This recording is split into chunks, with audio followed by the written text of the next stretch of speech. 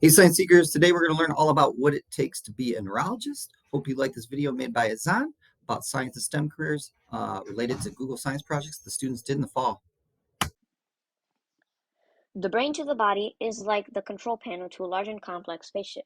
If something goes wrong, the whole spaceship is affected. This is why it's absolutely crucial that we make sure we catch on to these problems before they create a mess. This is the primary responsibility of a neurologist. Hello, and welcome to Career Capers Season 4. I'm Azan, and this episode is all about neurologists. The reason I wanted to explore neurology is because of a study I conducted as part of my Google Science project where I explored the use of AI in healthcare. I made a neural network that can detect brain tumors through MRI scans. This software could possibly be used to help a neurologist out in their diagnoses. At the end of the sentence, I'm going to put you into the shoes of an aspiring neurologist and walk you through what it takes. Let's get right into it. Your job is to make sure problems in the patient's brain, spinal cord, and nervous system are looked after. You need to find and evaluate these problems by looking at symptoms, evaluating MRI scans, and possibly with the help of a neurosurgeon, evaluating the results of surgery to confirm the presence of and to treat a problem. With this, you'll need critical thinking skills to be able to make the right decisions and take the right steps to help your patients. These duties aren't supposed to be taken lightly and require a lot of education, prerequisites, and more importantly, commitment before you can practice neurology. You need these education requirements to become a neurologist. After that, in your residency years, you need training in a subspecialty.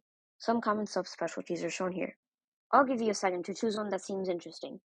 These specialties can be used later during your actual career. Done? Once you finally become a neurologist, you get to exercise your newfound knowledge on the brain. You can choose between working in a hospital or a private office. Alternatively, you could also become a neurologist that focuses on research, developing the knowledge we have on the brain. Go ahead and choose. Done? Let's go through each one. Neurologists that work in a hospital usually have the most frantic work hours, as expected, so you'll need to be flexible and be able to think under pressure.